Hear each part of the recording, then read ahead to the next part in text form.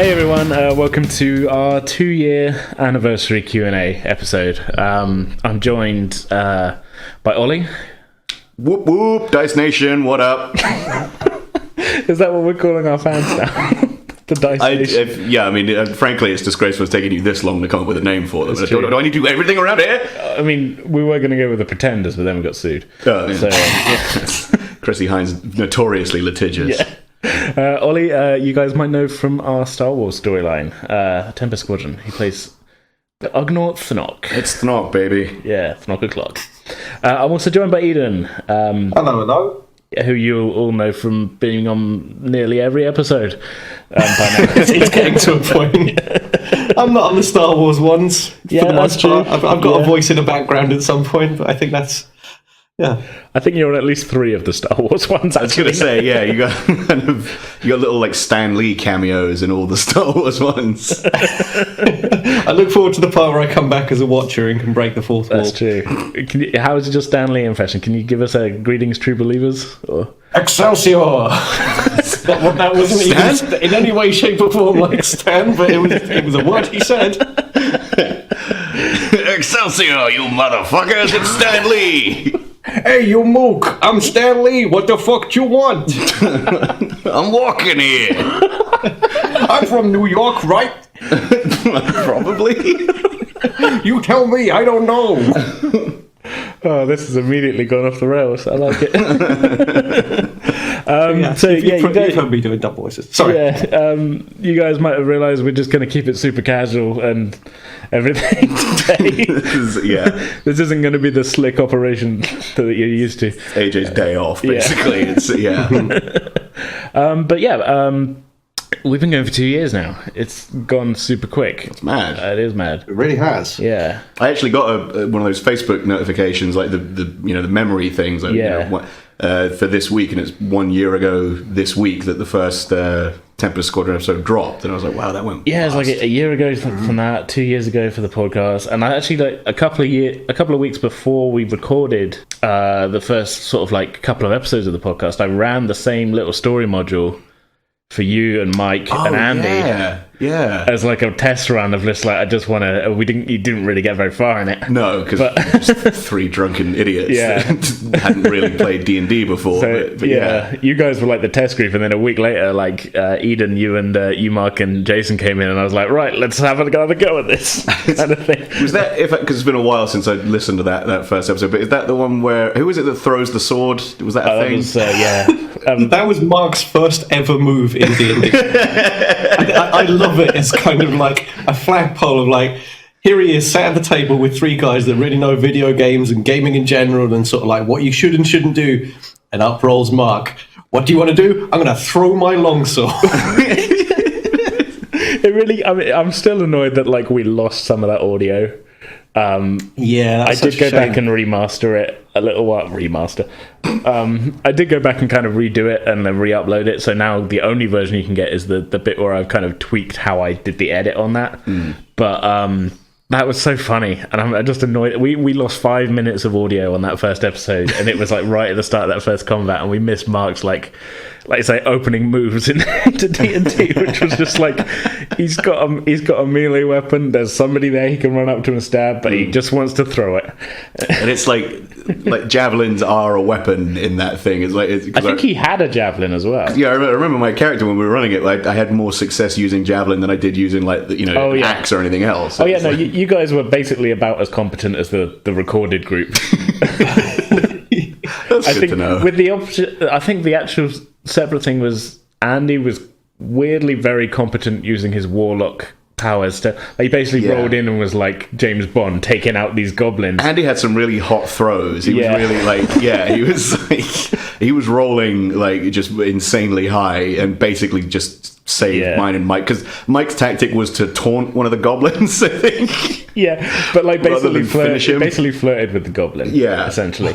Whereas when we recorded it, you guys went a different tack of like setting fire to the house and while while Enade was going in the other room looking for stuff to steal, but found a small child. I think Prons and Borg had like minor brain malfunctions the moment the fight started. Mark threw a sword, and then something clicked in me, and in that moment, Prons was born. I was like, okay, fireball at the windowsill. Not at the orc. Don't fire at the orc. Don't worry about the bad guys. We're going to burn the house down. That's the important thing right now, right? Yeah, it really kind of set the tone, I think, for like not even just the D&D, just like everything that we've run has just been like just slipping out of my control at all times. It's kind of what makes it more interesting as a role-playing podcast, because there's nothing more tedious than just listening to people play by the absolute book and just kind of, well, almost exactly that. We're not following any adventure book or anything exactly at any time. Actually, this is a little bit behind this. I mean, we got a whole bunch of questions we'll get to that will presumably touch on this stuff. Well, we've been doing Call of Cthulhu. My grand total of my notes for that whole, what will probably end up being 12 episodes, is half a page of A5 that just has like, and like 3 lines of that is just a reminder of what the player characters' names are, and then the rest of them is just like that guy ? Butler, I guess. and like the way that I think Mark had thought I was a bit more in depth with my planning for it, because we were 8 episodes into recording it at that point, and I kind of had my notebook, and I think me and you were talking about it, weren't we, Eden? Briefly, and then I kind of showed him. I was like, "Yeah, these are my notes," and he kind of looked at me and was like, "Is that it?" I was like, "Yeah, that's enough, right?" So we're not exactly running an adventure module like properly written of like room by room, and it's like a Curb Your Enthusiasm script. It's just sort of like you got the names of all the characters and vaguely what their relationships are to each other. That is exactly all I have. Yeah. It's way more fun like that. I think it gives us way more opportunity to improv this stuff, because it really is like we've just got a kind of sense of where we're going. Or where we might want to go. Like that's been some of the fun of playing, is like in the moment, like 3 disparate people, each having potentially a slightly different version of where they want to go, and then how do we, between all of us, find out where we are actually going? And in the middle of those ideas, that there's, I don't know, who's got the most absurd one is usually where we end up going, to be perfectly honest. I tend to go in with, like I say, I've got a general plot idea in my head, but I don't write it down, because I know by now that it's never going to survive contact with you guys. So I'm just like, okay, here's some stuff that might happen if they actually end up going near it or whatever, and then we'll just see what happens. Or they might not go near it and it'll happen anyway, and they'll just walk into like the aftermath of everything. It sort of feels like you maybe got burned a little from the Tempest Squadron storyline, where we ended up splitting up, and you had... I was not expecting no contingency for that. Hence, yeah. So it's like, don't plan things too rigidly, because these idiots might just wander away from each other. Yeah. But should we get to some questions? By all means. Yeah, I think we'll just go through them in the order that they were submitted, which might seem a little bit disjointed in the moment, but I think it'd be quite funny. So yeah, we on our social media pages asked you guys to submit us some questions, and we got a few, which is good. Success. Yeah. So the first question comes to us from our friend Mark at Champions RPG, who asks how many miles I've cycled on my new exercise bike. And the fans want to know. The fans do want to know. It's a burning question. Important D&D questions, right? Yeah, and I accidentally unplugged something on it, and my odometer got reset. Man. But I've done 97 kilometers since then, and I think it was about 120 kilometers before then, so it's probably about 150 miles I've done on it. Okay. And but I have also eaten a shit ton of pizza, so it's kind of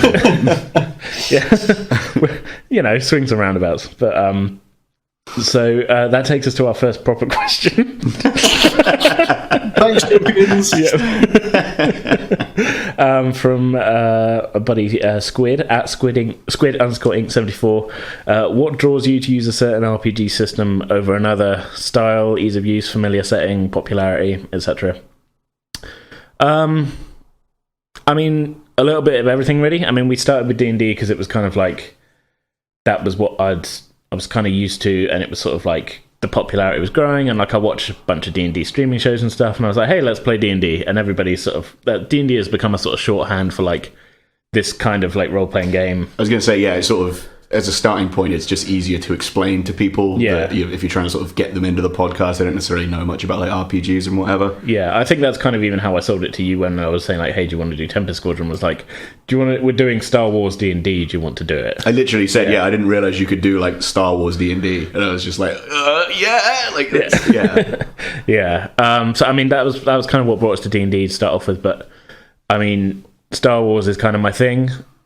Just in general, so that was kind of like a foregone conclusion. But like that was, I mean, I think I said it before in like a previous Q&A, but the Star Wars system that we use on the show was the first game. Oh, if I don't knock my microphone, was the first game that of this type that I ever sort of run.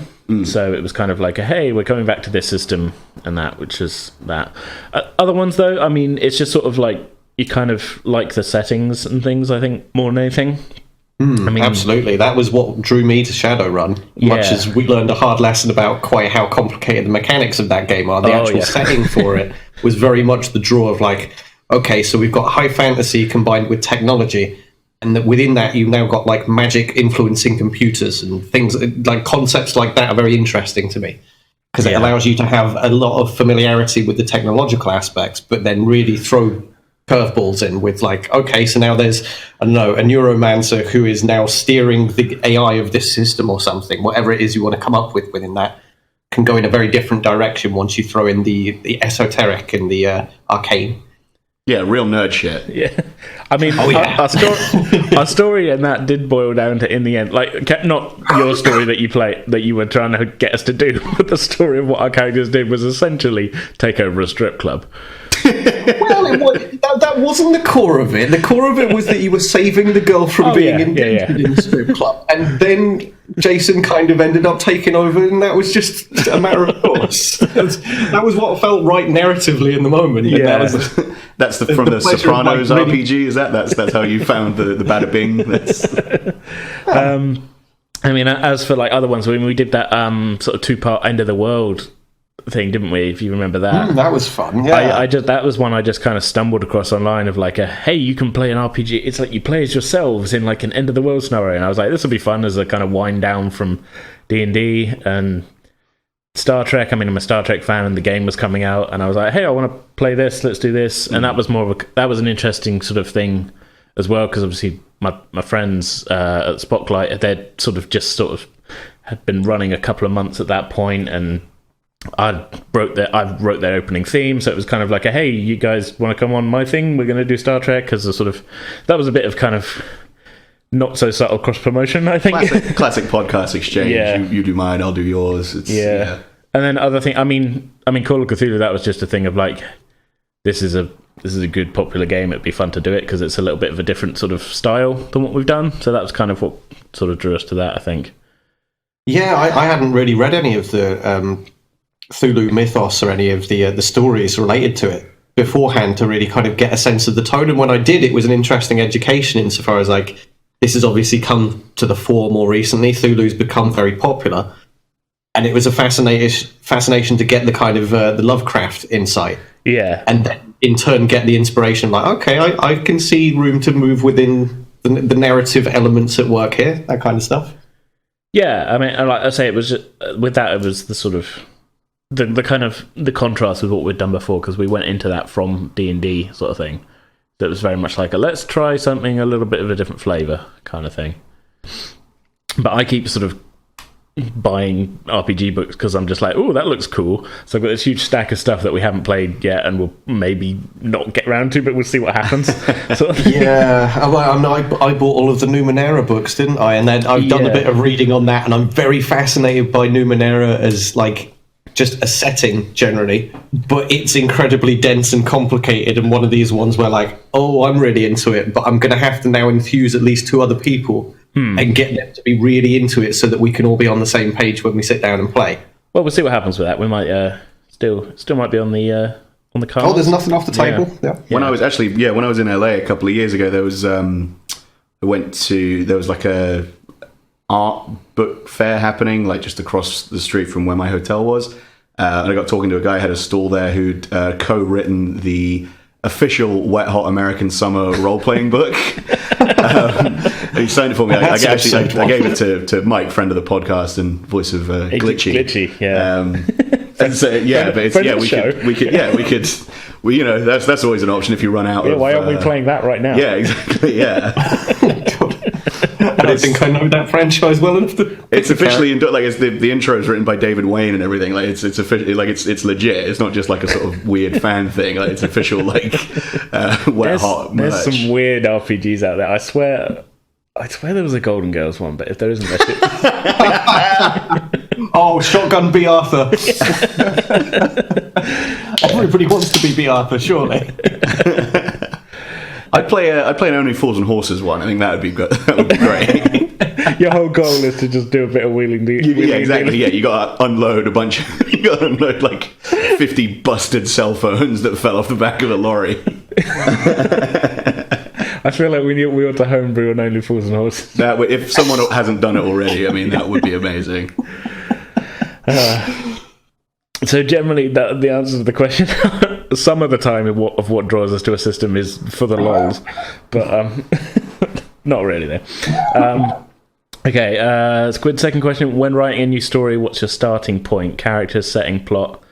I mean, setting has been, really, for the last few, especially with Star Wars, because I was like, hey, I want to do Star Wars, what's cool in Star Wars? So sort of Star Wars was the starting point as just a setting, and then it was like, it kind of goes through sort of kind of like phases like that. So like Star Wars to plot, which was sort of like, X-Wing pilots and stuff, and then characters comes a bit later.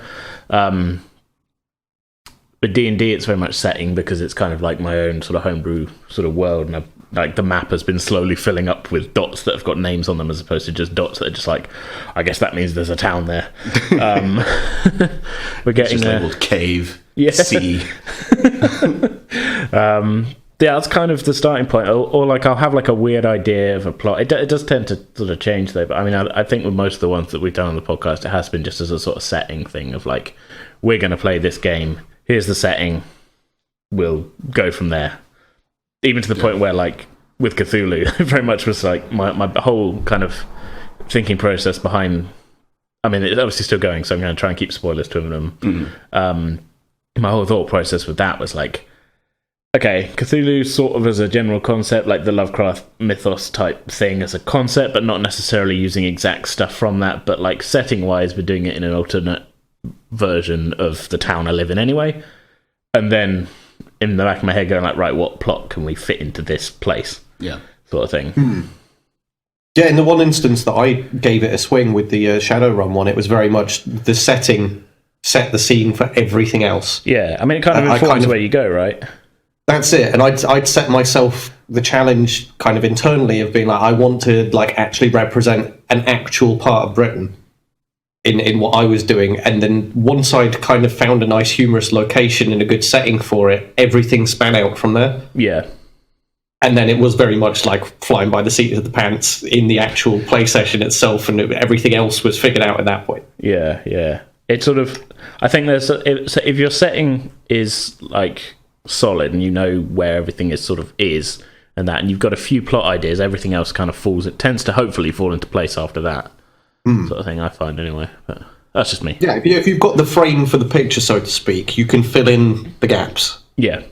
Like good storytelling just kind of has that anyway. Like just world building is a very important thing to do, regardless of what kind of story you're telling. Like, I remember seeing the trailer for this is a bit of a weird kind of left hand, but seeing the trailer for Detective Pikachu, I was just sort of like, as a film, this looks kind of annoying, but I am excited to sort of be in that world. Like it look, yeah, like the world building is half of the battle, really, because that's what's getting you through the door of like half the selling point. I mean, we went and watched it the other week, didn't we? And it was good fun. It was quite enjoyed it. I'm going to watch it, but it's just like I've got a bit of a thing about Ryan Reynolds. But I mean, half the selling point of it was like it's Pokemon, like how it's real life Pokemon. Exactly. Yeah. It didn't like plot aside. That was a big selling point. It was like it's real. It's a live action Pokemon film. Yeah.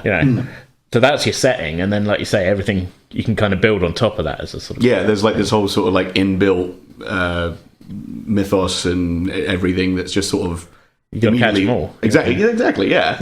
And it's all there. There's sort of inbuilt history and how everything works, and it's got like its own like economy and infrastructure and everything. And it's just, there's just sort of an infinite list of things you can do within that. It doesn't matter how, like I said, it doesn't matter how annoying the characters might be or whatever. It's just a cool world to just be in and hang out in. Yeah.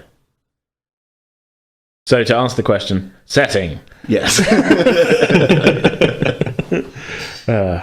Okay, so our friends at Dumpstat Charisma, at Dumpstat Char, what's a treasured memory you have of playing with PWD when you think back on the best times? Is there one that jumps out? Well, this is tough because I don't remember what I even did last week, let alone... Just play it, say, the most recent episode. Yeah. What's coming up next week is my favourite thing, and you should all stick around for it. Genius. No, I don't know. It generally tends to be like stuff. I mean, it's stuff that doesn't make it in normally, because it's normally like a stupid joke that, or like will break halfway through a line, or something, or something weird will come out, and like everybody starts laughing, and it doesn't make it generally into the final thing most of the time. Sometimes it does because I'm just like, I can't take that out. But we did, yeah. I mean, we had a lot of that in Tempest Squadron. There was a lot of just some tough edits going on there. Yeah, a lot of just sort of non sequiturs or stuff that was just too filthy to include in a Star Wars RPG. But yeah, those tend. I mean, that's sort of like I'd say the purest kind of fun bits is where we're all just laughing at stuff. Yeah. Yeah, I'm trying to think of a specific. Yeah, you're giving me pause for thought on that moment, on that front, because I'm kind of like, there have been a lot of moments. Like, I could probably pick one per like game session or whatever that we've done where like, I think the backflipping contest for me and Bork is definitely a moment for me where like playing with Mark in it, as I've already said, like he was kind of coming in very blind, and that backflipping contest, I feel like that's when it clicked for him. Oh yeah, like, very much. There was like a moment where he said flip for it, and I gave him a look in the room that was just sort of like, what do you mean flip for it? And something in his eyes in that moment, like we were both on the same page, and that was for me possibly like the moment when the role-playing thing really clicked and was like, oh shit, we're doing this together now. Like, I've had a wild idea and you see where my wild idea is going, so let's do this. Like a kind of I mean, that's that's one of my favourite things when bringing in new players is trying to break them out of the sort of the kind of game mentality of like, I have these set moves, that's all I can do. Yeah. It's to break that mentality and be like, no, you can do whatever you want. You might not succeed, but you can do whatever you want. Yeah. Kind of thing. That's it. And it gave my character the opportunity to do something which was absurd. Like, I'm basically a wizened old man who's now going to attempt to backflip on just standing. for not really any reason, yeah. Yeah. And yeah, just perfectly humorous. And that was kind of, for me, the moment where it really clicked into place. Like, damn, we're going to have a lot of fun going forward from here, because now if this is where we're all at, then great. Yeah, I mean, just the kind of general fun stuff like that, like you say, stuff that is maybe not. I mean, it could be argued that none of us storylines have been super, super serious, with the possible exception of all the murdering that's happening in Call of Cthulhu. And not like the usual kind of fun fantasy murder where you guys are shooting guys in red robes or whatever. Yeah. But like the kind of like people losing organs. Yeah, I'm talking about bits of viscera removed and what have you. Stumbling upon murdered priests and things is a bit different. Yeah. But like generally, I think, as I say, my starting point for this sentence was I don't think it could be argued that we are like 100% of the time. Like some shows, whether it's podcasts or streaming things or whatever, it does get very heavy. And I'm not saying we haven't had kind of moments that are like that, but I feel like we're in general quite a light-hearted sort of, we make it with the jokes. Yeah. Yeah. If I had to point to one other thing just before we move off of this, is the moment where Bork, Enethay, and Prance kind of split up in one of our more recent episodes and had their big emotional fallout. Oh, yeah. And everybody kind of went in other directions, and we all sulked a little bit by ourselves. And then when we all came back together, there was a strong sense of, like, we've all learned lessons here.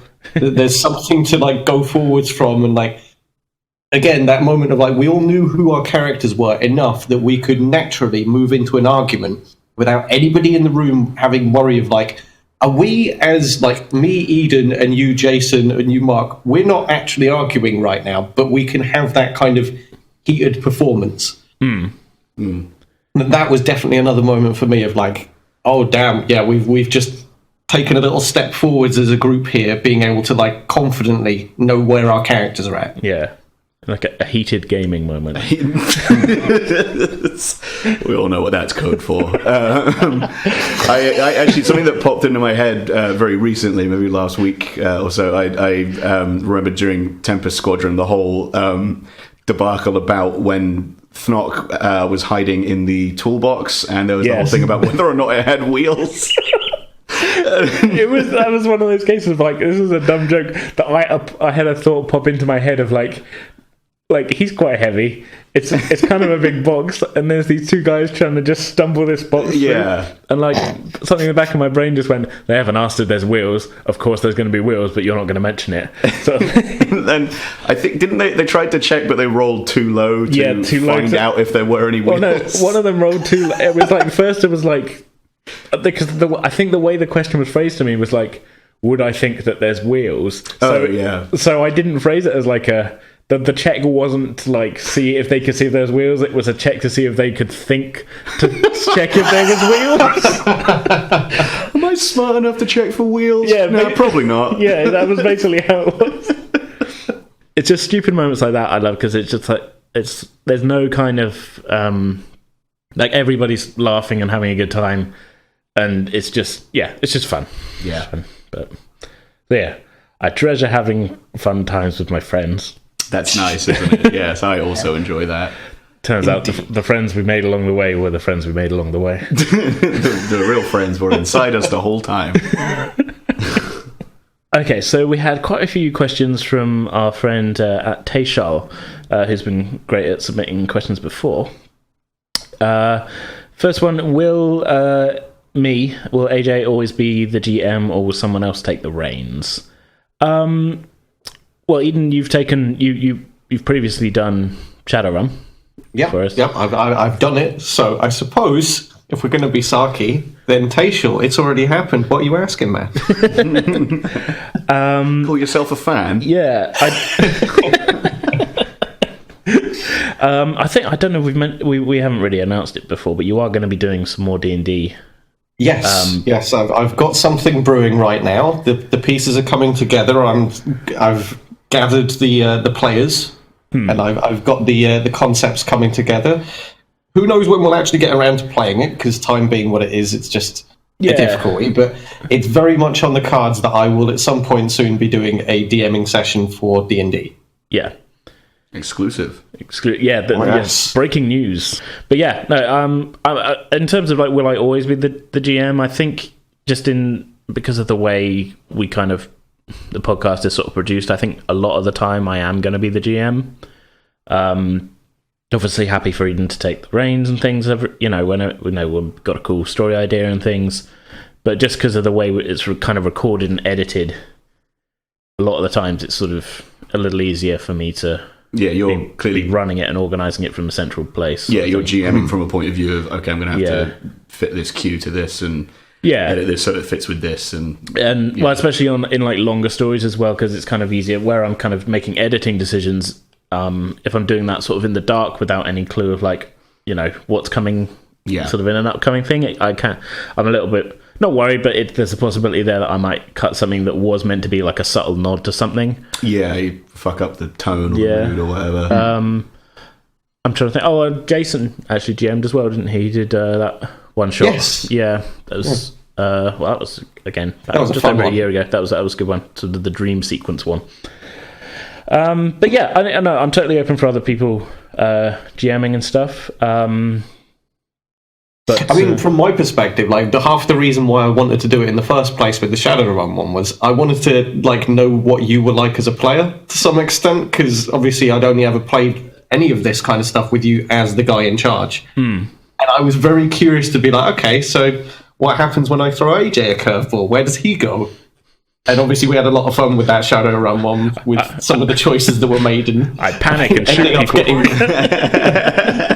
ending up getting the Legend of EastEnders regaled to you while you got tucked into bed. Oh, that got was weird. Not on the cards at all when I had the plans. But in the moment, oh damn, that was beautiful. Man, I'd forgotten about that. Perfectly came together. Yeah, that was certainly a thing that happened. I gotta admit, I haven't, because I've sort of dipped in and out of the podcast. I haven't actually listened to any of the Shadowrun stuff. So do it, man. It's not that much, but it's 100% absurd because I'm in charge. I mean, yeah, you're both doing a great job at selling it because it just sounds nuts. So it gets a bit strange. Oh, yeah. Somebody buys knickers from a vending machine. Yeah. If that doesn't sound now you're speaking my language. Why didn't you open with that? So, Taysho's second question. Eden, how's the job search going? Well, Taysho, do you want the honest answer? Because that will just lead to me crying on mic, and I don't think anybody wants that. That's kind of as much as I want to say. It's not truly as despairing as that, but oh damn. 10 years of working a night shift in a service environment and then looking at what your prospects are afterwards is like looking into the black hole and being like, oh, I guess I'll be spending the rest of my life in here. Wonderful. Yeah. So, yeah, that's where I'm at right now. If you want to send me some money, by all means, I'll give you account details, whatever. That's true, yeah, you might have a lead. Yeah, but, send Eden a DM if you've got like I don't know, you're putting together a crew for some kind of heist. I'll time heist. Hand blow. Whatever you need. Okay, so Taysho's next question. Taysho sent us a bunch of questions. It's really great. What RPG systems that you haven't done on the podcast yet do you want to do? Well, we're going to be doing Things from the Flood after Call of Cthulhu. We haven't actually started recording that yet, but that's definitely coming up, and I definitely want to do that. It's kind of sort of a little bit sort of Stranger Things-y, nice, but sort of set in the 90s, and that should be fun. After that, I mean, I've got a few that I want to do that I've already bought, because of course I have. I picked up I've got Adventures in Middle-earth, from C7 Games, which is basically kind of like a sort of skin for D&D 5e. I was going to say, yeah, I mean, really, what is the difference there? It is kind of, it's more of a... branding. Normally it would be, well, yeah, kind of. It's sort of like, it's got the Middle-earth setting, but they've kind of also reskinned all the classes, so there's less sort of wizards and things. Oh, okay. So you kind of pick... It's not quite the exact same list of classes, and it's not the D&D races either. You're sort of picking Middle-earth specific stuff. Mm-hmm. So that might be interesting to... I want to be an Aragorn. You got any of them Legoluses? Yeah, we wear that blonde chick with the flowy dress. Yeah, I want to be one of them. Yeah, no, I think that's going to need a fair amount of thought put into it, though, because I'm a big Tolkien fan, but I kind of don't want it to get too silly, so that would have to be a bit... I mean, it's not to say there isn't some silly stuff in Tolkien, but... You'd also have to, again, where it's going to be so similar to like a lot of D&D stuff, you kind of have to make it different enough to make it worth it. Otherwise, it's like, why not just play like a D&D thing with... Yeah, and I think that would partly be like a scheduling thing as well, like maybe not going into it right after a D&D sort of story. Mm-hmm. So that's one that's kind of like long-term thinking I want to do. What else have I got? Again, there's a similar thing of like, it's just sort of a fantasy thing. I've got the newest version of Warhammer Fantasy Roleplay, which might be kind of interesting. That's more of a completely different system than Adventures in Middle-earth is, but is it way more complicated, or is it just... It's just kind of different. Okay. I feel like, you're rolling different dice to do different things and stuff, so I haven't really done a deep dive into it.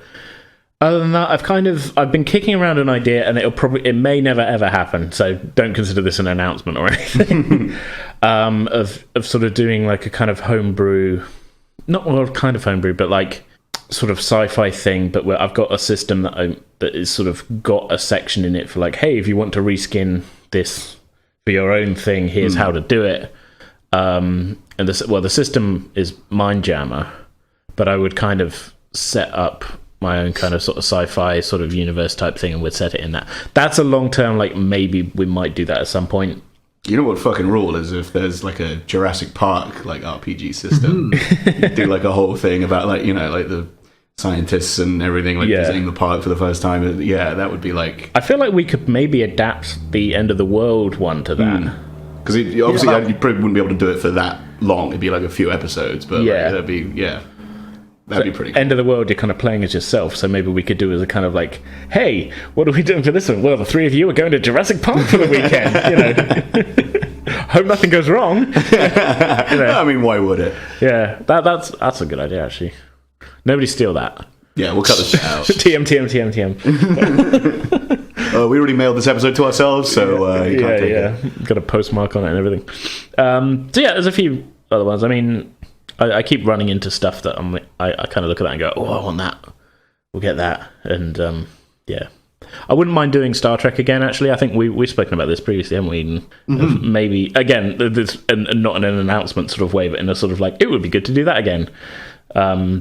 I'd be very much down for some Trek. Yeah. I'm deeply geeky on that front. I know the ins and outs and the tropes and what have you, so I could have quite a lot of fun playing a character within that circumstance, I think. You trekking, bro? You trekking?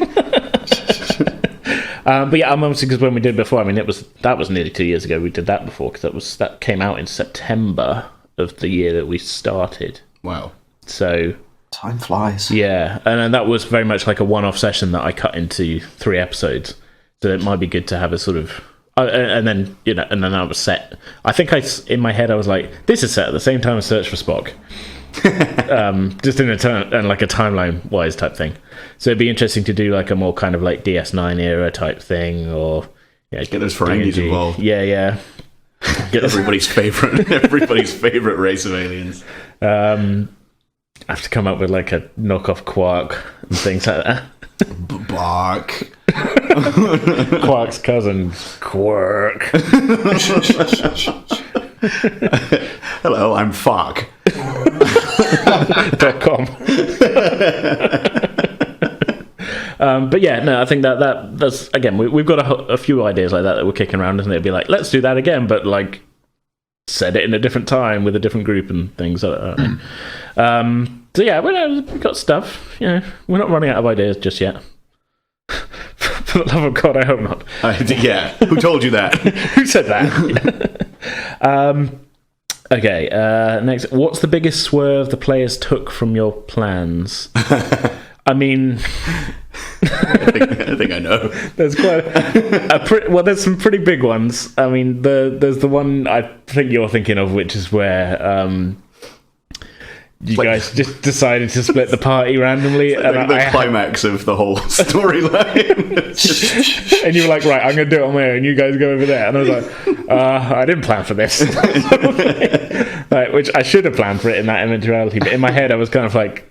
Tempest Squadron in my head was like a little bit more railroady than everything else. Yeah. But I still kind of like, I wasn't going to be like, no, don't go there. But it just meant like there was a lot of like you crawling through ducts and stuff, while the other two stood in a couple of miles away in a ship hangar talking to you on the radio. Yeah, like, sort of making awkward chit chat with that old guy. But you were all meant to go meet together after you had already done the thing. It's just they went and met him while you were still doing the... I don't know.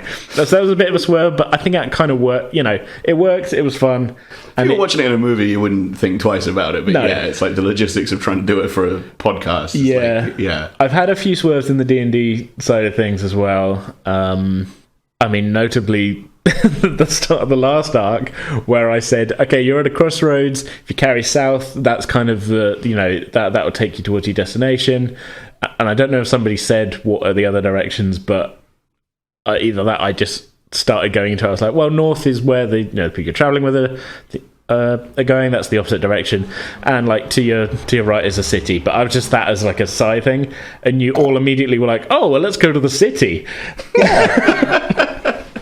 I'm pretty sure you offered it up as a choice, and every one of us was like, "Yeah, let's just go to sea." It's been a while since we bought supplies. We haven't really caroused with anybody for a while, so let's do this. I was happy to do that, but it was very much a thing of like, I think I've got to create a whole city now.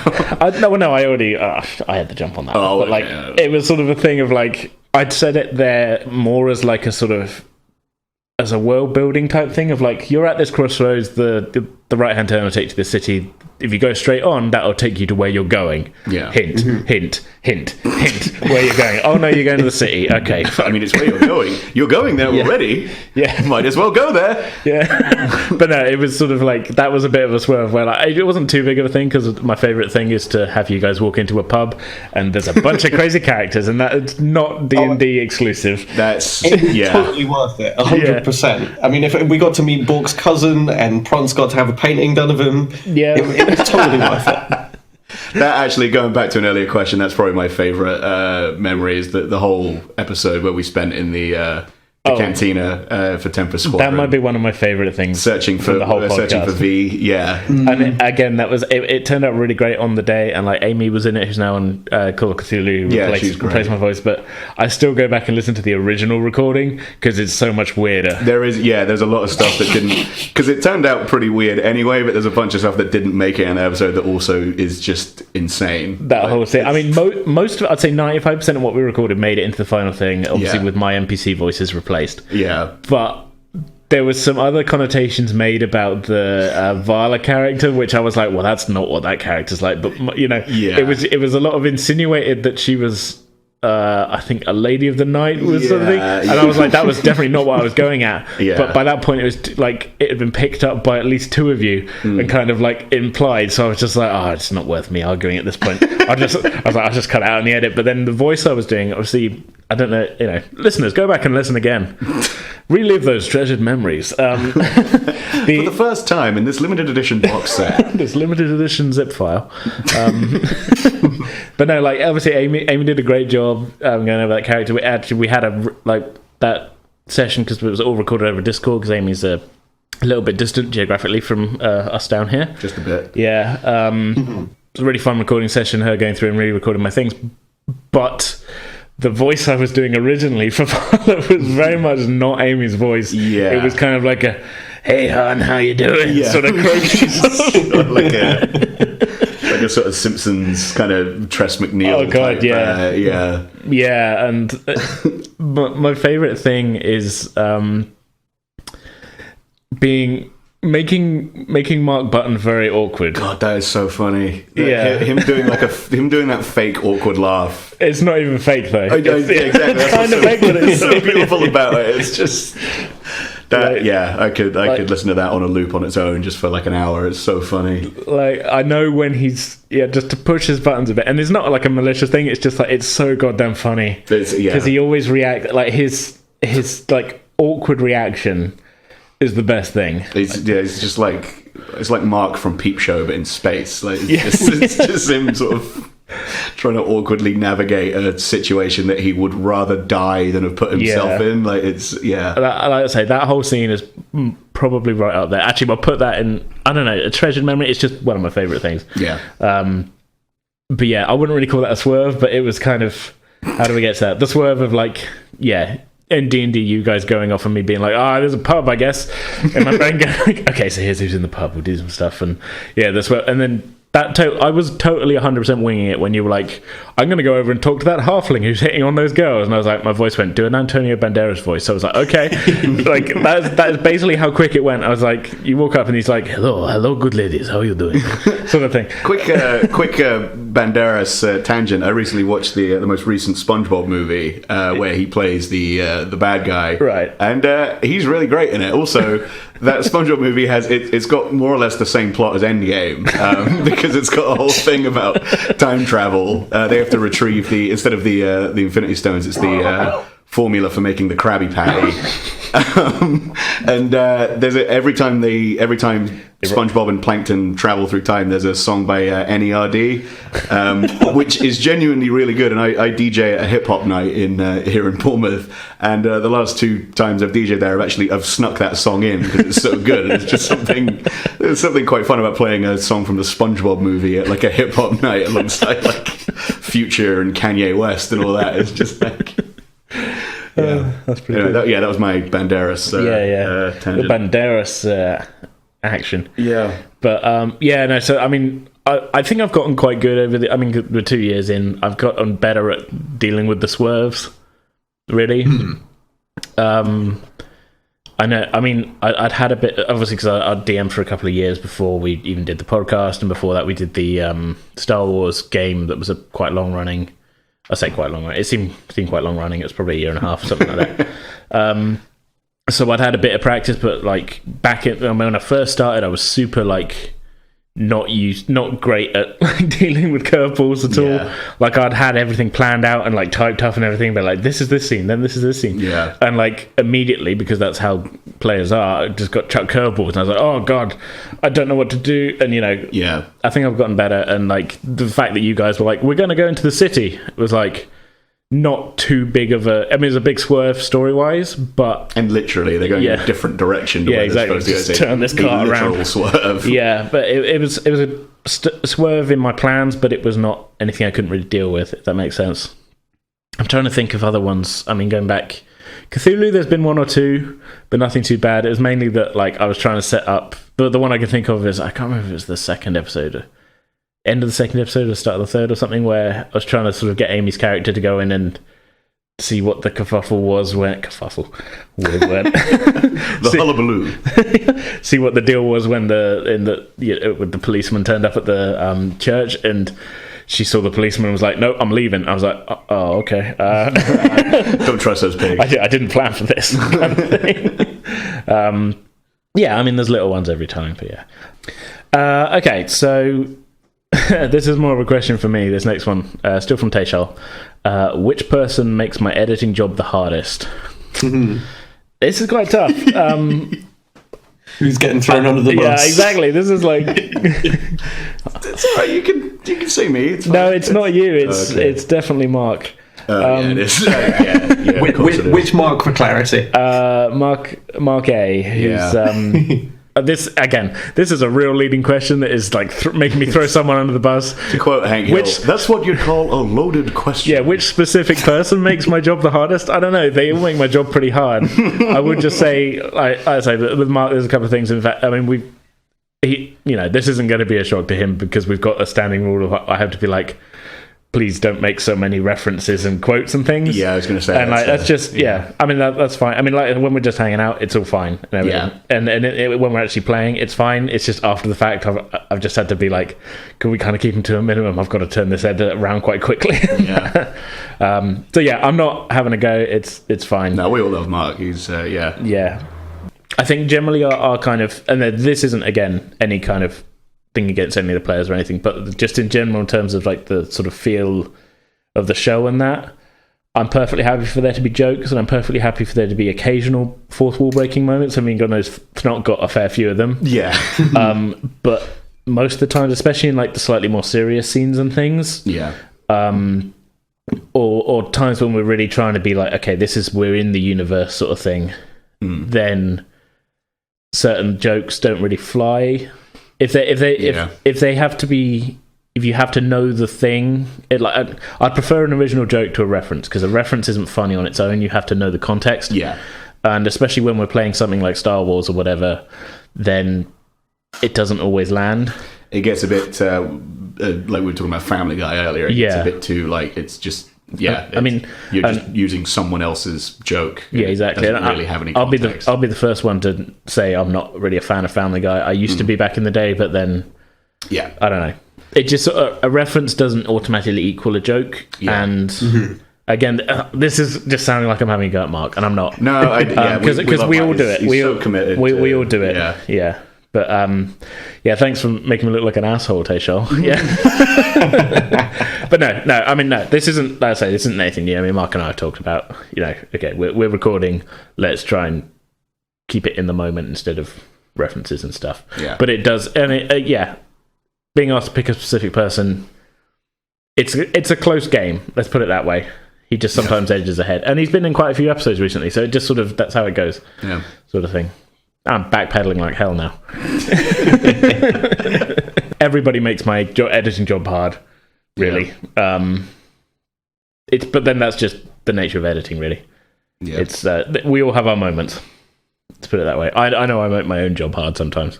Can you imagine if Deadpool was playing that guy? Yeah. Acts like there's not even a fourth wall there to break. Just stepping through the gap when it's... I've had 3 beers. He's a line stepper, habitual line stepper. No, actually, you know what? I'm going to retcon my answer to this last question. Lucas style. Yeah. Anyway. I'm going to retcon my answer. I am the person who makes my editing job the hardest. Because way more, after all that talk of throwing Mark under the bus, actually way more often than that, I'll say, we'll be halfway through the scene and I'll just go, actually, I'll do that line again.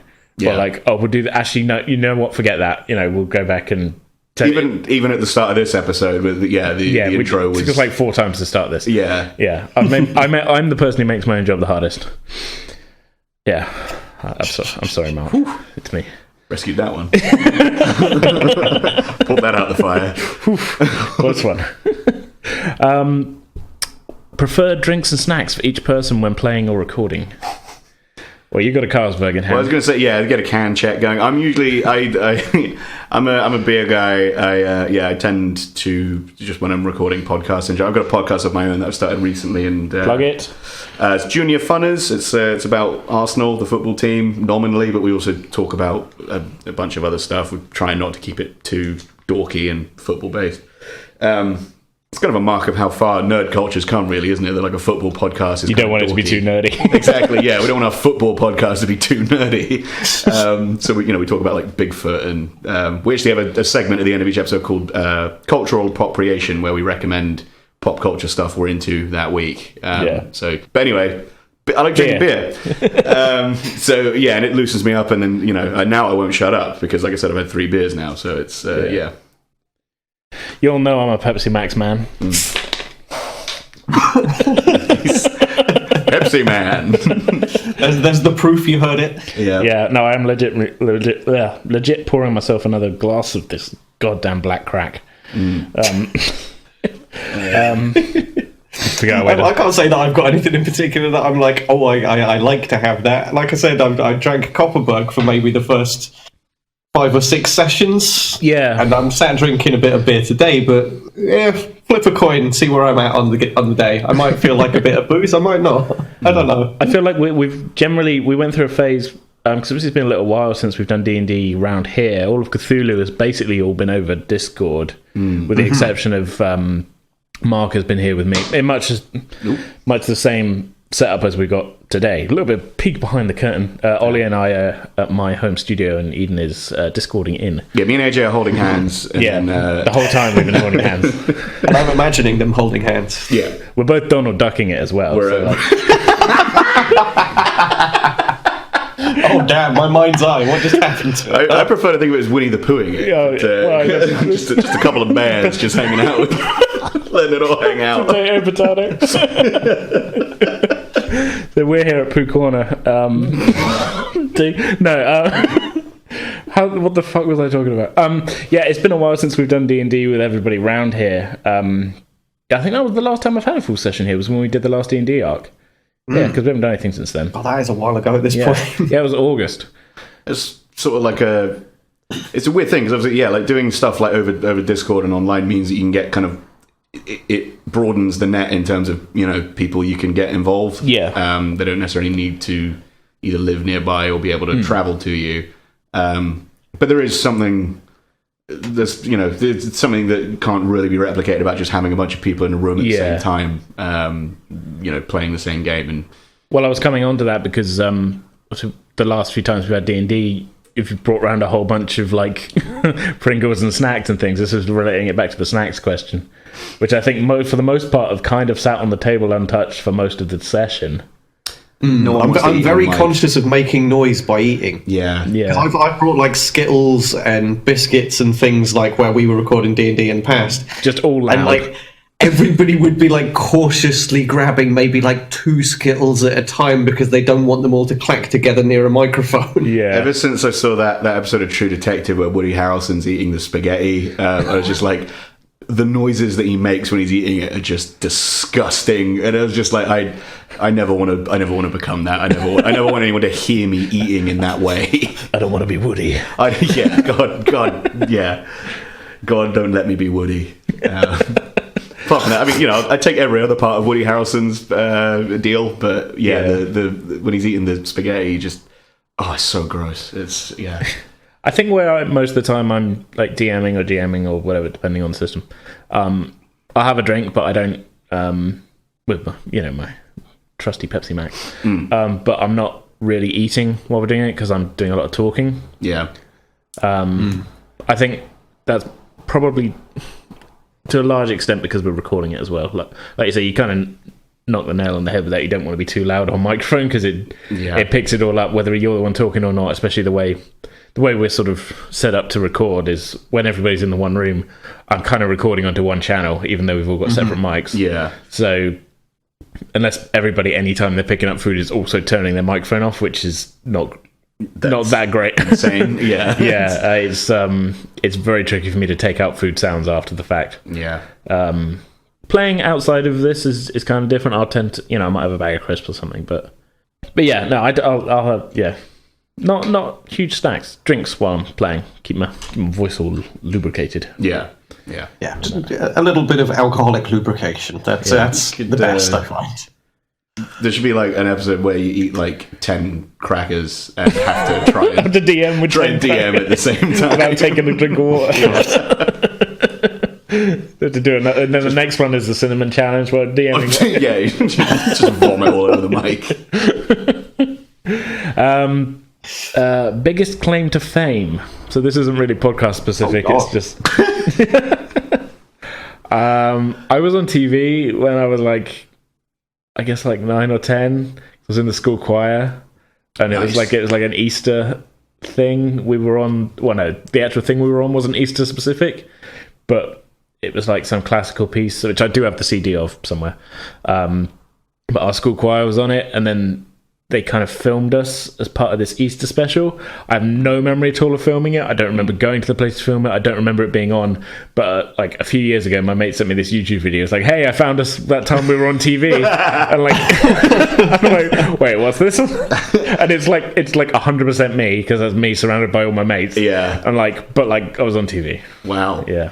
Is that what was that like a songs of praise type thing? Yeah, I guess kind of. I'll find it when we finish recording this. But it's like, I don't know the context. It was like some Easter special or something. Like, here's a dramatization performance or something of this classical piece, and like I guess we're filming in some kind of abbey or something because it looks that kind of setting. But like no memory of it. But like that's my only claim to fame is that I was on TV when I was like 10. Okay. You ever been like retweeted or have a tweet liked by anybody? Yeah. Kevin Smith's liked a couple of my tweets when I've tweeted directly at him. Oh yeah, it's always less impressive when you like. I've had that with people as well. Like I think Rob Delaney's liked a couple of my tweets. It's always been in reply to something. It's always stuff like that. Yeah. You get,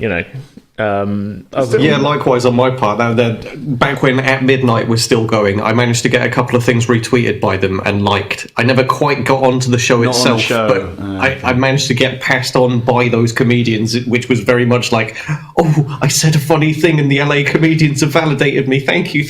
I've got stories about that because I went to LA a couple of years ago, I did all the Comedy Nerd stuff that I'd wanted to do for years. So I went to ASCAT, where anyone that doesn't know, ASCAT's like a legendary improv show at the Upright Citizens Brigade, where they'll have a guest monologist or storyteller who will tell a story based on a suggestion, one-word suggestion typically from the audience, and then a group of improvisers, which at various times includes people like Amy Poehler and Matt Besser. Matt Besser was hosting the one I was at. Horatio Sands was also there.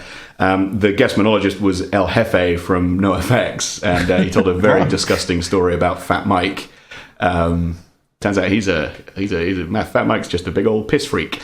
But yeah, I did that. I went to a bunch of other stand-up shows. I met Brandon Wardell at a festival I went to. Speaking of, I Think You Should Leave with Tim Robinson. He's in a couple episodes of that. But the biggest thing is after I went to see Wild Horses, the improv group Wild Horses, who are very, very, very funny. And afterwards, I went to the bar at the end of the street, and it was a Saturday night, but it was like not very busy in there. And like 2 guys came into the bar and started like they were like yelling and hugging each other very loudly, and I was like not really paying attention. I was just like, oh yeah, okay, calm down, entourage. And then they went they went to the bar. Oh yeah. Hashtag oh yeah. They went to they stood at like the end of the bar next to me, and I saw out the corner of my eye one of them, and I was like, looks like Taika Waititi. And then the dots in my brain connected, and I was like, oh, this is Hollywood, it probably is Taika Waititi. And then the guy next to him started talking, and I was like, oh, that sounds like Luther. And then I turned around and it was Idris Elba. It was like a week after Ragnarok came out. It was. I think it was opening weekend, because they'd been to a screening. They'd sort of done that thing where like the cast and director and that had, like, surprised fans at like a random theater, and then afterwards, I guess Idris and Taika just decided to go out and let's go get shit faced, get drunk. They were pretty well refreshed. But yeah, and Idris Elba demanded that I give him my jacket, because it was an Adidas like tracksuit jacket and it matched his shoes. So he was like, let's swap shirts. So he just took his polo shirt off in this not that crowded bar in front of everyone, and nobody paid attention. It was like, Idris Elba is shirtless in front of you people. What's wrong with you? And then he put my jacket on, and then he was like, you're not going to put my shirt on. I was like, I'm going to keep my top on, thanks, Idris Elba. I don't really need to feel that way about myself. And yeah, just I'll wear it around my waist. Yeah, exactly. Yeah. And then we just stood there chatting at the bar for a while, and and then later on in the evening, when I was like waiting for my Uber to go back to my hotel, Idris had gone by that point, but Taika was still outside with like all the other people they were with, and he recognized me while he was out there having a fag and waved me over, and then told everyone else he was at the table with what had happened inside about all the swapping shirts and that, and he kept fist bumping me. He just kept on, like, during the whole conversation, he kept like holding his fist out for me to bump, and it was just that's like as far as fame, brushed with fame. Yeah, fame claims go. That's like, I don't think I'm going to beat that. It just stole your shirt once. Yeah. And then he gave it back because I've been sweating into it all day. So you got me beat on that front. Mine are all like either Twitter things, or I think the one direct interaction I ever had was when I went up to the Edinburgh Fringe and I was watching. Rich Hall was doing some kind of musical hoedown thing. Oh, cool. And he was singing a song. He started singing a song called "I've Been Looking for Jesus." And if you know what I look like, then I'm kind of, I fit the bill. Yeah, you've got the pretty look much. Yeah. So as he's singing this, some part of me clicked, and it was an unusual circumstance where they had the bar was on the stage where they were playing itself. So there's about 300 people watching Rich Hall play with this band. And if you want a drink, you've got to go on stage with them to buy the drink. Wow. And nobody had gone down there. We were about 45 minutes to an hour into this show, and nobody had dared to set foot on this stage. And he starts singing, "I've been looking for Jesus." And I looked around at the people near me, and I was like, I can't not do this. Like, this is like, the joke is too obvious here. Like, I'm going to arrive. Here I am. So and everybody around me was like pulling a face like, don't do it. Fuck it. Don't ruin this for us. They were very much acting like you're about to throw a spanner in the works, and my comedic sensibility was like screaming at me going, no, this will be funny, goddammit. As I'm walking down the stairs, I can hear the crowd go, and as I get onto the stage, Rich Hall like does a full-on, like, as he's playing the like comedic double take of like, he spots me, looks away, and then does the whole like shock, like, oh my god, there's Jesus on stage. Walk up to the bomb and just give him the whole kind of like 2 fingers, like, I'll have 2 beers. Offer him a £10 note, and he's like, no. Just gives me the hand gesture back. I'm like, no, your money's no good here. Turn to the crowd, hold 2 beers up to them, and they're kind of like a massive cheer, and walk back to the seat. While all the people I was with are like putting their heads down in their fucking lap, pretty much. And I'm like, this was golden. This was my moment. Thank you very much, everybody. As far as like unprompted interactions with comedy shows go, that's a very like unintrusive way of doing it. Because normally it's like, I decided to involve myself in the comedian's act, and obviously that ends terribly for everybody. Yeah. That was it. And I've been to enough of those shows where I've seen the guy that opens his mouth and finishes the punchline or whatever, and is in some way, shape, or form taking the thunder from the comedian. And instead I was like, I'm not taking any thunder. I'm literally adding to this performance because Jesus arrived while he was singing. Where's Jesus? Also, it's like, I like the added kind of thing of the bar staff being like, don't worry about it, Jesus.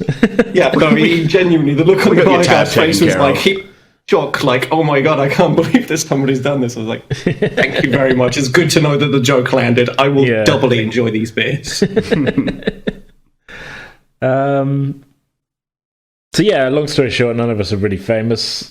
Yeah. All the rest of mine are all like, I called Roseanne Barr crazy on Twitter and didn't at her, but she still came back at me. Oh, that's pretty good. I once referenced Inside Number 9, like somebody was saying, what's a good British comedic show? And I came back to them being like, oh, Inside Number 9's good, but a lot of people forget about it.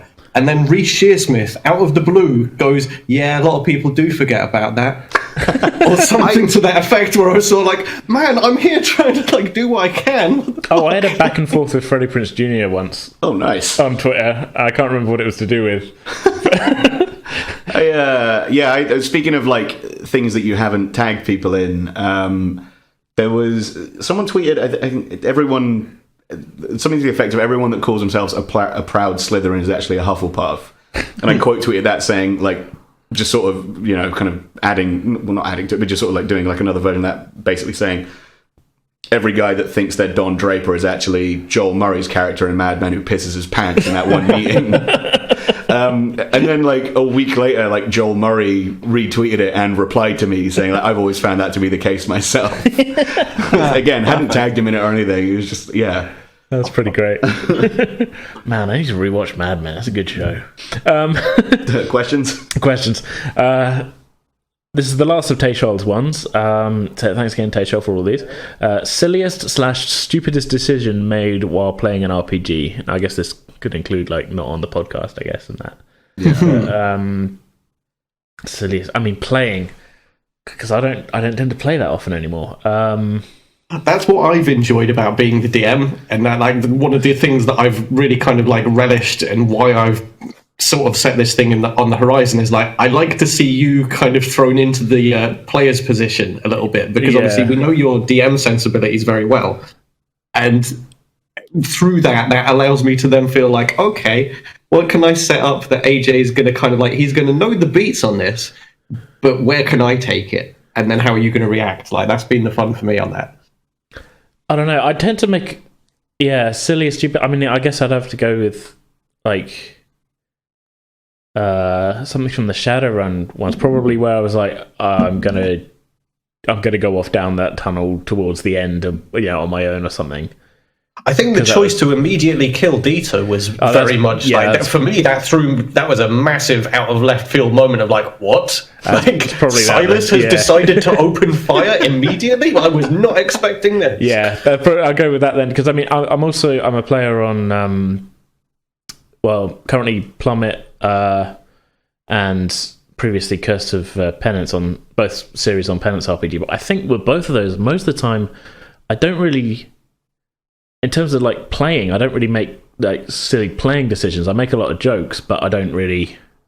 I'm not a silly player. I'm not a silly player. I'm a silly character. Yeah. I'm not a silly person. I just play one on TV. I'm a kind of, most of the time, slightly voice of reason, but I'll make a joke here and there, sort of thing.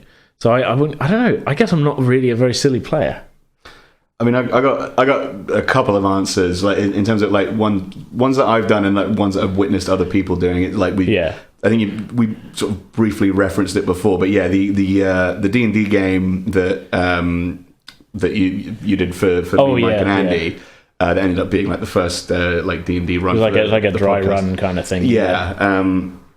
Mike's, when we approached that house initially, Mike's plan was, rather than entering through the door, he wanted to parkour basically through the window, but I think he rolled like a 2 or something. So he basically like just ran up to the window and bounced off of it, alerting all of the bad guys inside to our presence, and also just losing us any kind of like drop we may have had on them.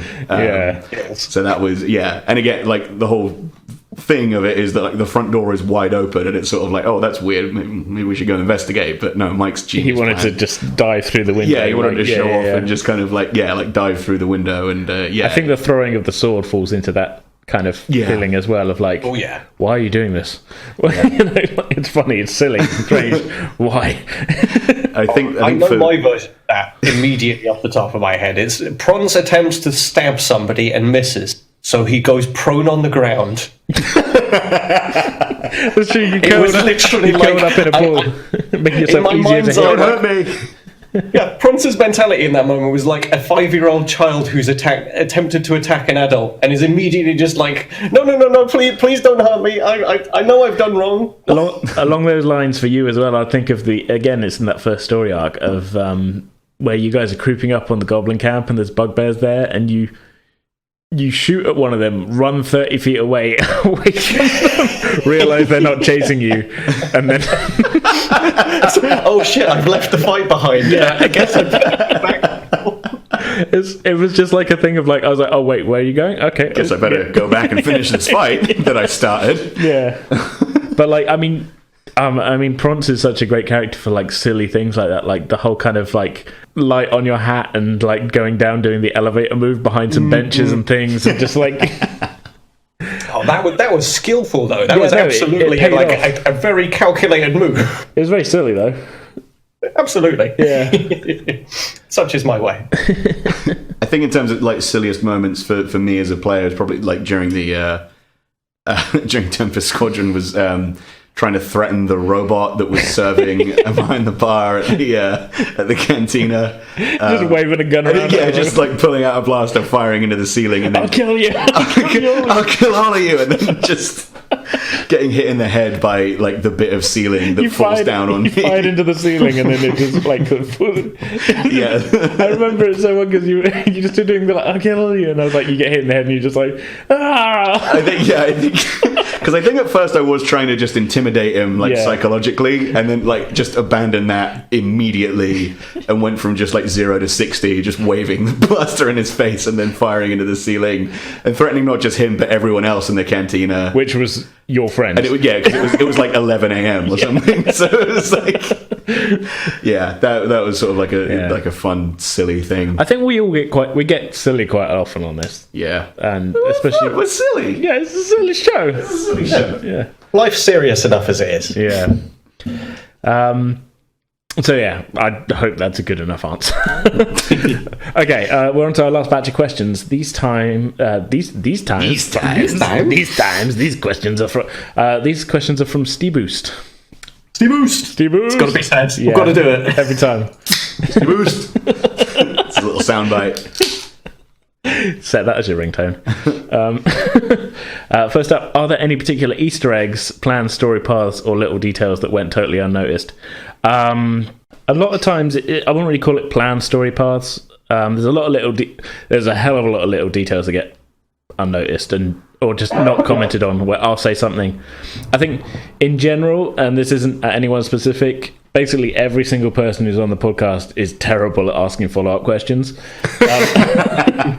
for anything, and that's been the case in like Call of Cthulhu, in like, well, not so like it's some of the time in D&D, but like some of the time in Star Wars, like I'll kind of, it's clearly like the person is not going to exposition dump on you guys. Yeah. But you'll take the first bit, and instead of going like, wait, what was that about or something, you just be like, okay, and walk off. And I'm like, oh, all right, I guess you don't want to know about what you're meant to be doing. But like, I'm not going to have the guy like chasing after you. Yeah. We're not big on pressing the issue around here. No. We don't harass anybody, you know? If they don't want to be spoken to, then we won't speak to them. Yeah, so as a result, like a lot of little things or like stuff that like would have to come, like in my head, I'm like, well, they'd have to ask about that. You know, somebody, you know, not going to just immediately come out with like, oh no, and then this is the secret thing right here. It would have to be like, wait, so is that really it? You know, you'd have to kind of get it out in conversation. It's like when you play through a video game for the second time, yeah, and you kind of like find something that you didn't do, like you sort of just moved past the first time. You're like, oh, that would have made everything make a lot more sense. Oh, okay, so that wasn't just like a rant. Like that boss fight didn't just come out of nowhere. There was a whole setup for it, and I just didn't. That does happen a couple of times, and nothing as big as like a boss fight, but sort of some stuff where I'm just like, it goes uncommented on or followed up on by the players, and in my head I'm like, well, it's an important enough thing that it's going to happen anyway. They just don't know about it. Yeah. So then they run into it later. A good one I can think of, actually, which isn't spoilery, because we've now gone past that bit. Well, spoiler if you haven't listened to Call of Cthulhu. I think we even might have commented on it in the game, is that when Amy's character first goes to the theatre, which is like the morning after they got to the town, she kind of lets herself in the side door, and we definitely commented on this now, I think. She lets herself in the side door and hears the sounds of somebody moving around upstairs and just thinks it's one of the cast members, drops her letter off and leaves. If she'd have gone upstairs, she would have immediately run into the monster. Oh, wow. Like, second episode. I feel like we've done that a lot of times during that. Sort of like we've skirted right up to the edge of the esoteric mystery, kind of heard maybe a little hint that it's there, and then gone, I'm going to go and buy some booze, or I'm going to go and, I don't know, carouse for a little while in the pub. The Lost style of storytelling. So J.J. Abrams and Damon Lindelof style. Just sort of like, just enough. It's there. Just right up to it. I mean, it's happened a couple of times in Cthulhu where I've in my back of my head going, okay, so they're going to press this point, and then all three of you, like kind of unprompted, have just gone, so should we just go back to the lodgings then? And like it's happened like 3 times, and in my head I'm just like, oh, for fuck's sake, like well, not that bad, but like a kind of like, I'm like, oh, this okay, this is going to take 2 more episodes then, that sort of like, I mean, I think we found our pace with it, and I'm very much conscious of the fact that you're one of the players, Eden, and we haven't finished it yet, so I'm not complaining at all, because this is just how the story has gone. This is the absolutely, it's one of those where like we felt our way, because I think it's quite easy to look at D&D in particular, and almost everybody can pick out what they want to do in that circumstance and how they fit into that world in broad strokes, because it is all broad strokes, whereas Call of Cthulhu kind of forces you to think a bit more like, what's the time period we're operating in? What was the social norms of the time? There's a little bit more engagement with the characterization. Yeah, I feel like we've been more on the kind of role-playing, like we've lent more into that than sort of... But I mean, we do in the broad scheme of like RPG podcasts and shows, I think we're more into the role playing side of things than constant dice rolling, which I prefer anyway, because it's more interesting to do and to listen to, at least to me anyway. Not everybody's cup of tea. A lot of people do like the dungeon crawl hack and slash sort of like nothing but dungeon crawls sort of thing. But yeah, I think folks love rules. Yeah, but as you're saying, I think in Call of Cthulhu it really hasn't come up. Like there's like the characterization has been the show, if you know what I mean. Yeah, no, that's more appealing to me as well. So I think with Star Wars, in terms of like planned story paths, I think where that one was quite sort of a little bit railroady. But I mean, we had like it worked within the context of the greater story, because we had we were pilots for the rebellion, we had a mission, and we had to do that mission. And we knew going in it was going to be like, right, okay, this is maybe going to be a bit more kind of like, here's a scene, here's the next scene sort of thing, rather than like, like we do with Cthulhu and like we do with D&D, of just like, let's see where we go, see if they figure it out. Yeah. Because it was very much like, this is like, okay, this is more way on the audio, towards audio drama side of things, rather than, there's still game elements in it, and we're still playing the game, but it's a little bit more railroady. So I think with that was a little bit less of the sort of paths not taken. There's obviously things could have gone differently. Yeah, I mean... Yeah. Oh, no, and it was, stuff was totally determined by roles and things. Stuff could have gone completely differently. We did, but, I mean, there was a lot of firefights that went on a lot longer than they probably... I think I cut out whole combat rounds at some point, because it was just like everybody missed. We were rolling like so poorly. Like, it was insane. Like, But like in terms of like different story paths taken, there wasn't so many of them in that one. Like it was kind of, that's not to say it wasn't all on rails all the time. Yeah. But it was there was definitely sort of like we hit the beats I was thinking we were going to hit. Yeah, if that makes sense. Yeah, so, it's not like you said, like with D&D and everything else. It's sort of like the whole point of it is that it's like a quest that you happen upon in most cases. Some individual characters might have individual goals that they're sort of working towards, but with Star Wars, it is very much there is a very clear kind of mission that needs to be accomplished. We're very much in a story as opposed to like I think D&D. I mean, we're in a story with all of them, but with the D&D, we're a bit more kind of open about it. Yeah, it's sort of like, okay, you arrive in the city, and like you've got a mission, but you can go off doing other stuff and things, and like there's nothing stopping us doing that in Star Wars. But I think just the nature of how the story in the style we were telling it in, it needed to be a bit more regimented in that. Yeah. Yeah, and D&D, there's little bits here and there. I mean, but mostly I think it's a similar thing of like we've mostly hit all the story beats that I was hoping for. Things, again, with that have also... I think that's a bit more open to... It's been a bit more open to like things could have gone very differently and then we would have had fallout to deal with from that. Yeah. But... And there's been... Everywhere that the characters have been in D&D, there's been other things that... There's been not stuff missed, but like stuff that, could have gone differently, or I guess some stuff, nothing like kind of main story has been missed, if that makes sense. Yeah. Really. Mm-hmm. For instance, I actually had ideas for, I know I said I kind of winged it when you went into the pub and was like, here's a bunch of characters, but where I kind of, when Prance went and then got his painting done, I described a couple of other characters. I had quick storylines in my head for each of them if you would have gone and talked to them or pushed the issue a bit more. Because I think you went and talked to like two elves who was conspiratorially talking over a map, and you were like, "Is that a map?" And they were like, "Yeah, can we help you?" And you're like, "No, I'm good." Walked off. Yeah, like, kind of walked over, looked over things, and kind of went, "Do you want to tell me anything about it?" They went, "Fine, I'll move on then." Well, no, if you had to push the issue, there was a story there, and like there was. You guys talking about maps? Yeah, I like maps. Yeah, I like going places. Yeah, but everybody in that pub had like a thing. But you went with the halfling, so it was sort of that was the one that we ended up doing, sort of thing. So it was the one that jumped out as the most immediately kind of like, oh, this guy's acting slightly pervy around a bunch of women. I'm going to be the White Knight right now, but I'm going to be the Prance style White Knight. So I'm going to take all of his pervy attention. And it was funny, and I'm happy how it turned out because it really was a funny thing of you like charming the guy and getting him to go paint you a portrait nude and that, and then the charm spell wearing off like 10 minutes into the portrait painting. It was golden. So it was describe Prance naked. That was a rare opportunity right there. So again, nothing huge. I think over all of it, I don't think we've really missed anything massive, have we? We've just sort of, there's been, I've at every time, because a lot of it I'm sort of winging as I go. It's more... I can point to like minor things in the Shadowrun thing, like I've got stuff that I wish I'd done with a bit of hindsight more than anything else. Yeah. As I had you guys walking down the main street, I really wish, and it was immediately after we'd finished playing that I was thinking this.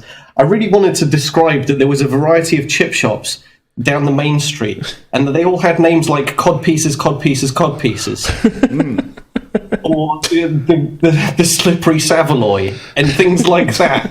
And in at least one of these fish and chip shops, there would be a stripper pole, and there would be a woman desperately trying to cling hold to this stripper pole, but because she's in a chip shop and there's quite a lot of grease in the air, she can't really get a solid purchase on this thing. So you're just watching as you wander past. You'd have seen a woman kind of almost breaking her neck every 2 seconds, kind of desperately trying to cling on to this thing. I'm very conscious of the fact that you haven't listened to Shadowrun, so you don't know what the context is so much. Yeah, I mean, I think I can work it out. There's a bunch of chip shops, and they're clearly fronts for brothels or whatnot. So it's that's. Well, Cern Abbas had become a very seedy place. That's really the core of it. Everything in that place was in some way, shape, or form geared towards sex in a really kind of cynical, seedy way. Yeah.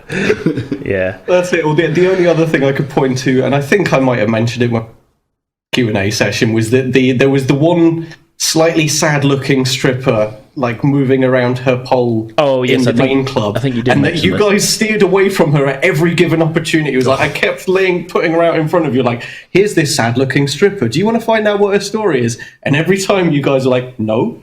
we're going to go off and deal with something else completely different. She's not important at all. Look, that's just the way it goes. The number of characters I've sort of come up with and just been like, so there's this guy. No, okay, all right. Yeah, it's just the way of it. You can't. Yeah, he's got an accent. Yeah. The only other sort of Easter egg thing, and it's not really even an Easter egg. It's more. It weren't so much missed as so much as like I'd put a bunch of time into thinking up some traps for that tomb that you guys went into in D&D at the end of that one, and you bypassed every single trap, and like you guys really raided that tomb. Yeah, you did. Like it was. I had like cursed things. Oh no, you picked up the cursed thing and then saved on it against it every single time, and like so it had like I'd come up with like effects for stuff and things, and there was like things, and there was like steps that if you stepped on it would have gone off, and you just spotted them straight away. So that was kind of like, oh okay, all right, well that was a waste of time. But yeah, no, the other sort of Easter egg where like Twine and 1C in Call of Cthulhu is like based pretty, not even loosely, on like the town we live in. Yeah, there's a lot of sort of like references to real life people, old theatre and real life theatre and places. So that's kind of an Easter egg if you're from here, but not it's not really a kind of noticeable Easter egg for anybody else, I suppose. Really, that's more just for my kind of I'll call it after that, sort of thing. Okay, this next one I guess is kind of short. How long has Bork been off the Bovril now? He's not here to answer. He's not here to answer, but let me figure it out, because he was on it when you guys were... Like, that was how you guys met? Did we say that was the context?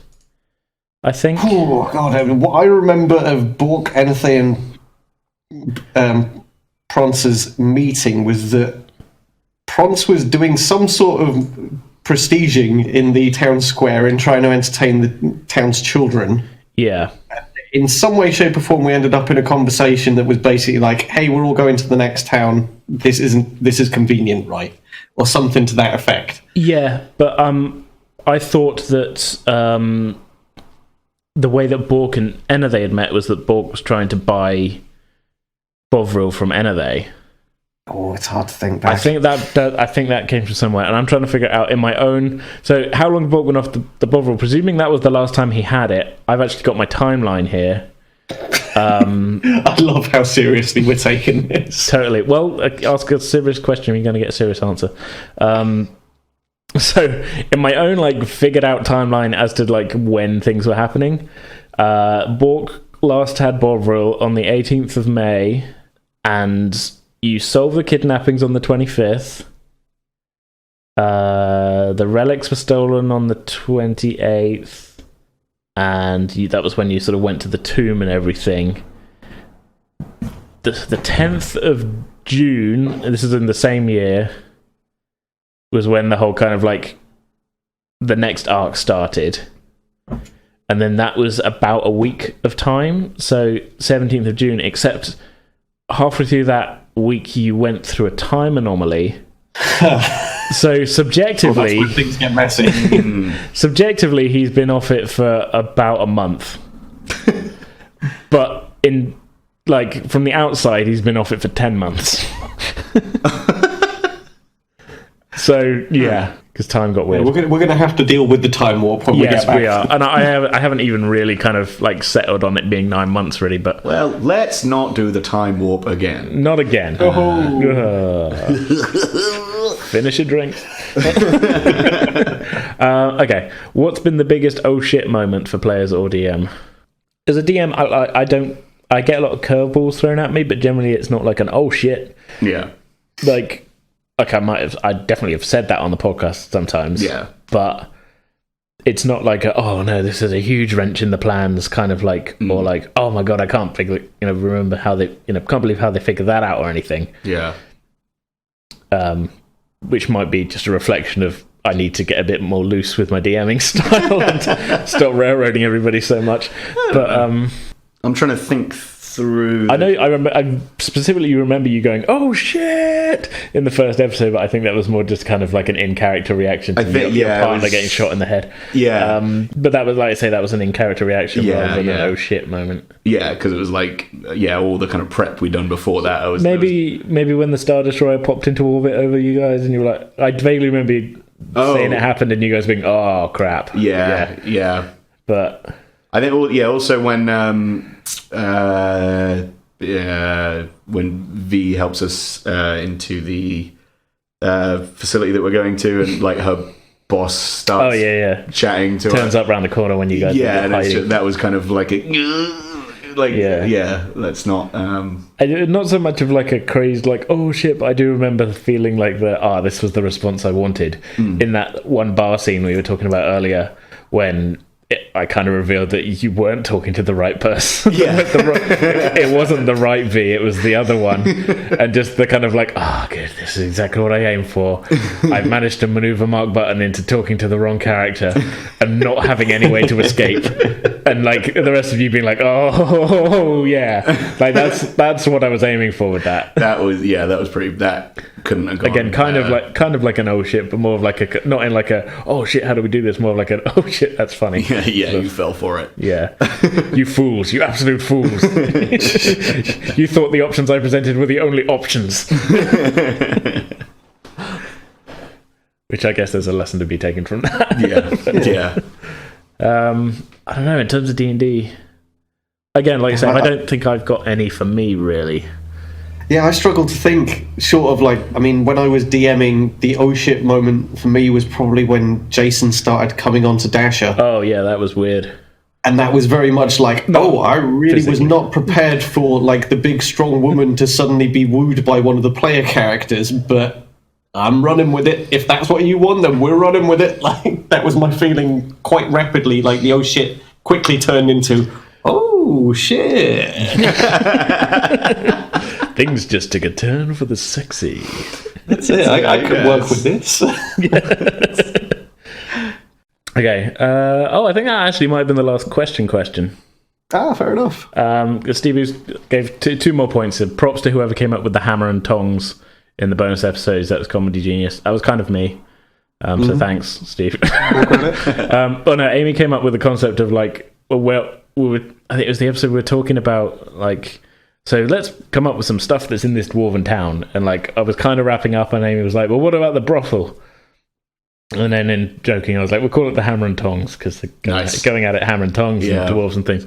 So I was pretty proud of that one. But yeah, first canonical brothel in our D&D session. Because I was trying to be coy about it and be like, well, of course there is, but like we don't need to name them. Yeah. But here we are with the hammer and tongs. Sex work is work, folks. Yeah. It is, but I was trying to keep it kind of slightly classy. But like, look, we all know, people get down, but we don't need a map of it, though. We know everybody's fucking. Isn't that enough? And finally, so this is Stevie's final point. He says, finally, please never let Prance get naked again because reasons. I will make no promises. And in particular, I will make no I'm not going to make any promises about him having influence the other by implying that request. Like, not going to make any. My inclination to sort of find reasons for Prance to get naked is now sort of inflared, but I should not. We're not going to make any Prancesses. The three of you come across a hot tub. Does it happen to take us to a different time period? It's a hot tub, but nobody bought their bathing suits. Oh, and all your clothes are destroyed. They're falling off. I could procedurally dry it, it'll be fine. You've been showered with acid, which doesn't hurt your bodies, but your clothes just aren't built to stand up. Oh, look, there's a hot tub. Oh, no.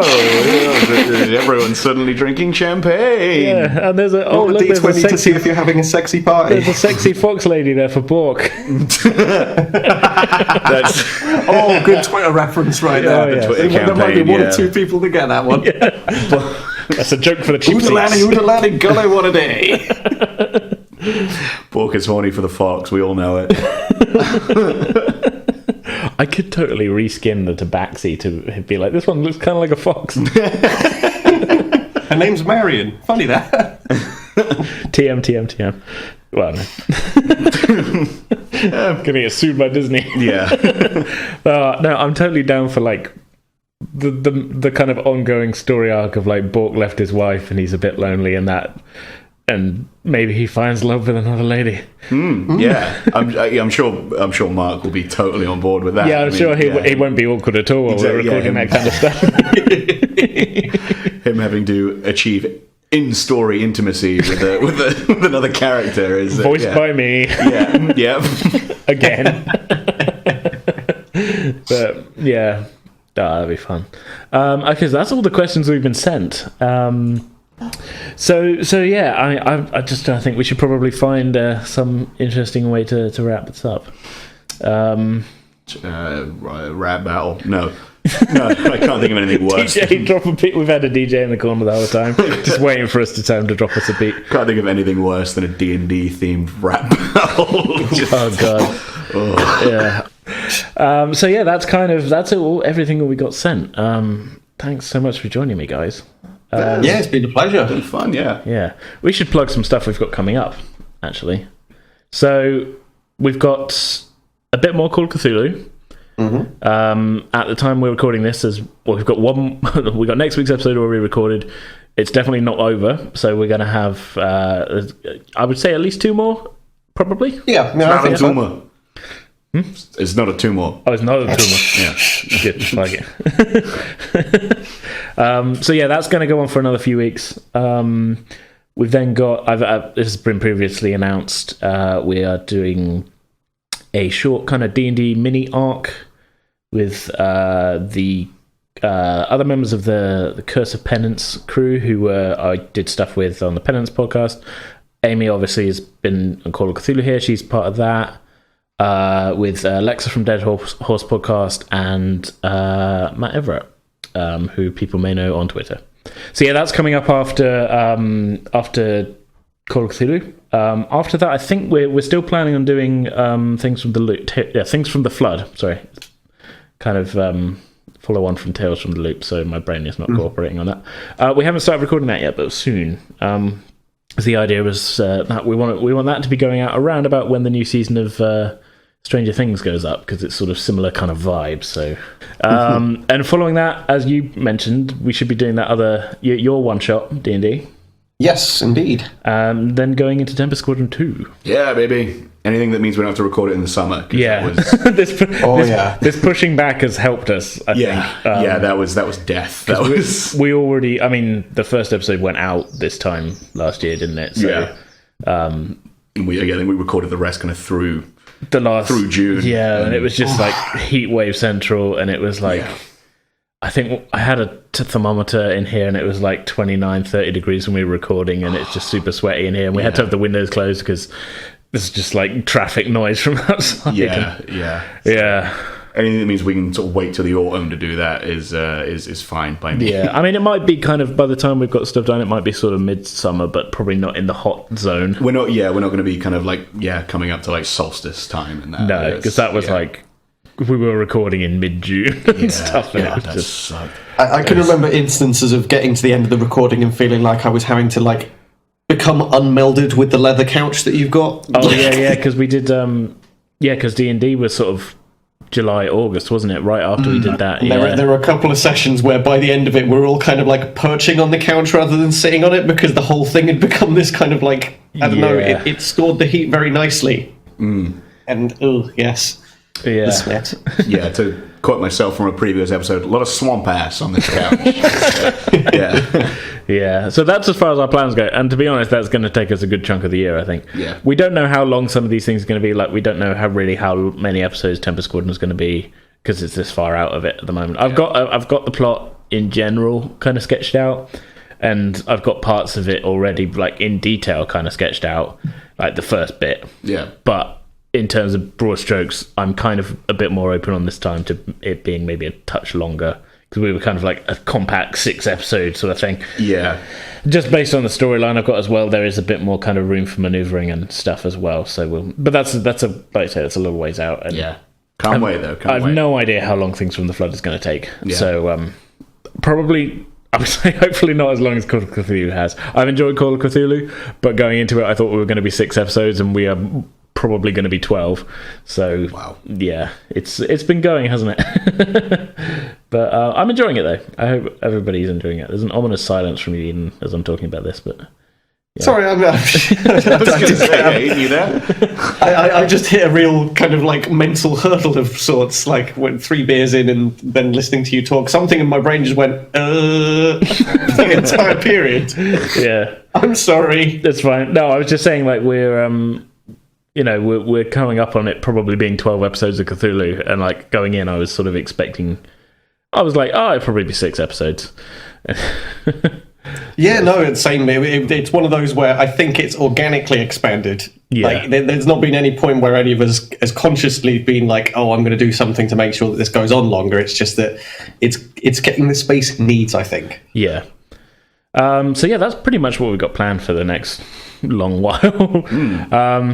As usual, we're going to be keeping like story episodes every 2 weeks, I think, and then interspersed with bonus episodes because it gives me time to get stuff together and that, and yeah, fun times. So yeah, thanks once again for joining me, guys. Not at all. Indeed, it's been a pleasure. 2 years of bullshit. Yeah, it's been fun for 2 whole years. Yeah. I've yet to have anybody comment on the name and be like, "What does that mean?" Well, I hope it's implicit more than anything else. Explanatory. Yeah, a little bit. Yeah. Fun. Cool. Right. Okay. So yeah, we'll be back next week with another Cthulhu episode. Do you guys want to plug your online things or not? Or? But yeah, listen to the Junior Funners podcast. You don't have to like or know much about football. In fact, we try and kind of make it as much of a beginner's guide to football as we can, so that it's kind of accessible for people. So yeah, check out Junior Funners. We're on Apple Podcasts and all that and everything else. That's pretty much all I got going on at the moment. Yeah. And for me, you can check out my Twitter account, which is @MonkeyMagicEden. What I do on there is whine about current events for the most part, but more interestingly than that, I write for a website called The Digital Fix for video game related things. So I do reviews. I'm starting to work on a few features. So if you're into video games and whatnot, and you want to see reactions to things like my latest review is Team Sonic Racing, which isn't actually up yet, but by the time you're listening to this, it should be. So if you want to know if that's worth paying attention to, then yeah, check out my review. Cool. I caught a bus the other day, and the bus driver had a Sonic and Tails tattoo on his forearm.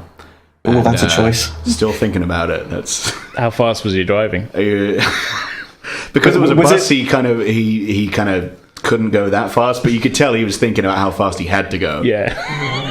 Constantly telling himself, "Gotta go fast. Gotta go fast." Did he have a chili cheese dog in one hand? That's a weird part of the Sonic lore that I've only recently become aware of. Super into chili cheese. It was only really part of the comic, the cartoon series, to be honest. That was a weird. Again, friend of the show, Mike, was the first one to tell me about that, and I thought he was doing a bit, and then he's all about bits. Yeah, no, he showed me the Wikipedia page. Yeah, it's super weird. But it didn't seem weird when I was a kid watching Sonic. I was just like, yeah, Sonic. I guess he likes those, and I was like, even then, I was like, I don't like chili or hot dogs, so it's not a big deal for me. But Sonic likes them. Yeah, and then it's like, but it doesn't feature in any of the games. It's not part of the source material at all. It's just sort of like, but the cartoon, we gotta put something in. Need something new. What can we add in there? And a guy walks in. A guy walks into the development meeting with chili cheese. What are you guys talking about? That's it. Get me one of those, and you're fired. The weirder thing is that there's a fast food chain in America called Sonic Burger. Yeah. Why wouldn't he just be into burgers? Why not bridge that thing? It's no hot dogs. He's got to be way into chili cheese dogs. Burgers. You know how hedgehogs love pork. I mean, I've seen some DeviantArt accounts that prove how much. Anyway. Yeah. So in summation, signing off. What have we learned today? Internet is a scary, scary place. That's the lesson every time. So thanks a lot for tuning in, guys. We'll see you all next week. I guess I should do the usual sign off with all the stuff, shouldn't I? We'll see you next week. Fuck it. That's the spirit. Yeah.